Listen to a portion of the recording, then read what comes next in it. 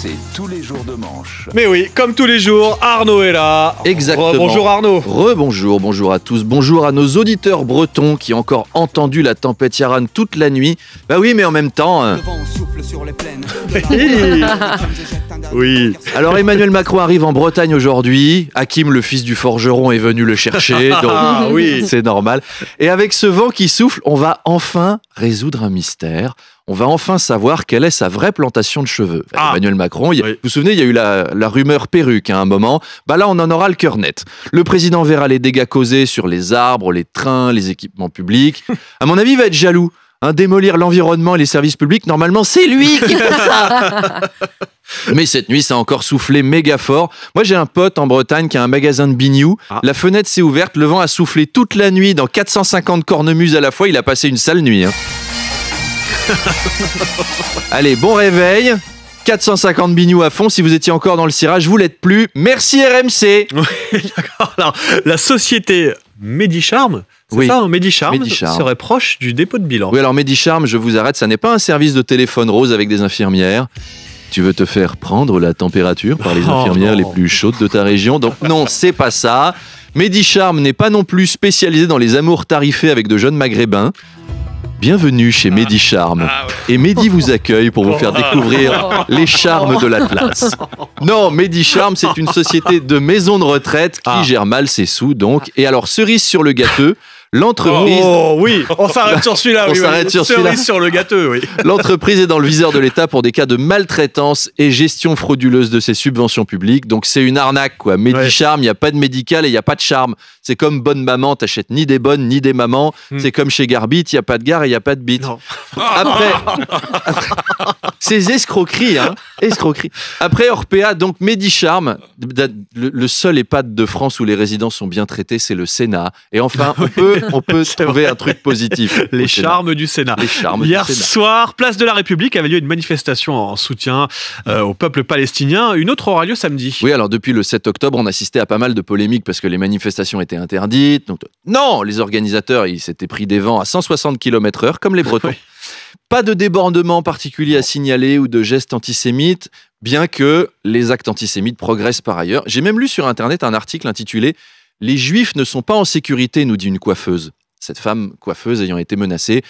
Bon, j'espère qu'elle n'a pas été menacée parce qu'elle était juive, que c'était juste parce qu'elle était coiffeuse, vous voyez, à chaud, dans le feu de la déception. Mais ça arrive. Je veux dire, Michel Houellebecq, par exemple, il a dû plusieurs fois dire à son coiffeur « T'es fier de toi? Je t'avais demandé un carré plongeant, c'est quoi ce travail? Je vais te mettre ma main dans la gueule !» Et après, il le frappe et Michel Houellebecq, du coup, se pète de doigts. En plus, les coiffeurs, c'est des gens passifs-agressifs. Étape 1, ils te ratent ta coupe de cheveux. Étape 2, il te la montre en te tournant autour avec un petit miroir en te demandant si t'es content. Toi, t'es assis avec une cape qui entrave tes mouvements, tu peux rien dire, mais par contre, lui, il a un rasoir, comme les mafieux japonais. Donc évidemment que dans ces cas-là, t'adores ta coupe de cheveux. Enfin, on s'éloigne du conflit Israël-Hamas, qui a d'autres conséquences tragiques en France, car une amitié s'est brisée. Il y a eu un clash entre deux stars de la télé-réalité, Maëva Guénam et Magali Berda. Après Sartre-Camus, après Bourdieu-Girard, c'est une nouvelle rivalité entre deux grands intellectuels de notre siècle. Tout Saint-Germain-des-Prés tremble. Qui va gagner? Alors Maëva est plutôt pro-palestinienne, Magali plutôt pro-israélienne. Et on sait que Maëva Guénam est très sensible aux dégâts des frappes chirurgicales. Il n'y a qu'à voir son visage.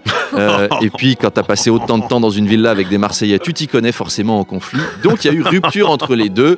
Magali n'est plus sous contrat avec Maëva Guénam. J'ai hâte de voir le tuto de Maëva pour expliquer le conflit au Proche-Orient à ses followers.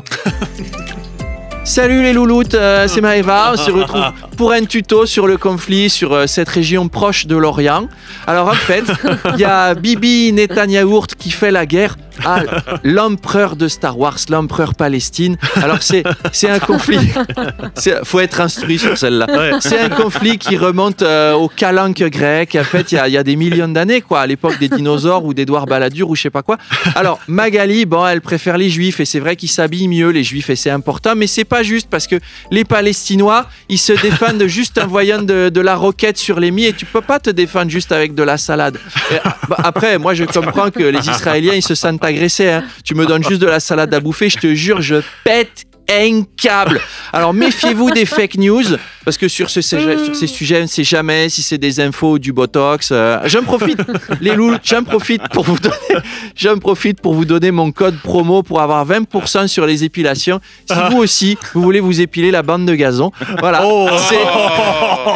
c'est mon code promo. Voilà, vous envoyez Maëva.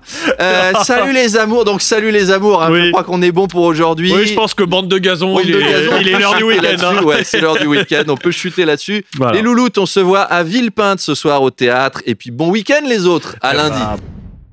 Demanche pirate, le face-à-face. Et ce matin, Arnaud, Benjamin Duhamel. Bonjour Arnaud, Benjamin Duhamel reçoit Olivier Véran, le porte-parole du gouvernement. Et oui, c'est la même musique que la dernière fois, mais il fait pas un métier plus joyeux aujourd'hui, hein, Olivier Véran. Souvenez-vous, chers auditeurs, Olivier Véran, c'est le porte-parole du gouvernement. C'est donc lui qui vient annoncer les catastrophes.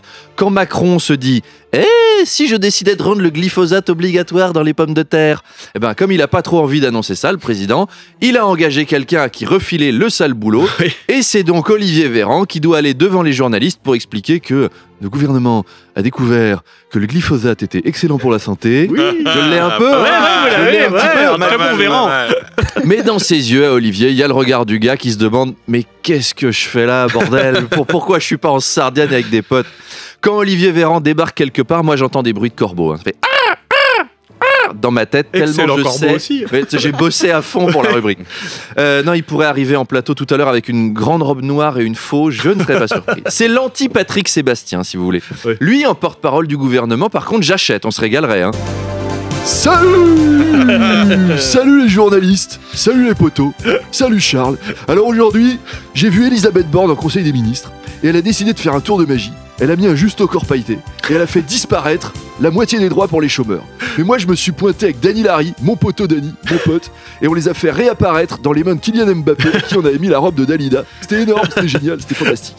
Avouez que ce serait autre chose comme ambiance. Donc, rendez-vous à 8h30 pour la fête, pour des barres de LOL de feu avec Olivier Véran. Oui, ce sera peut-être la fête à 8h30. Et puis le before, la première fête, ce sera à 8h20. Alors, quand on vous retrouve tout à l'heure, Arnaud, évidemment, sur RMC.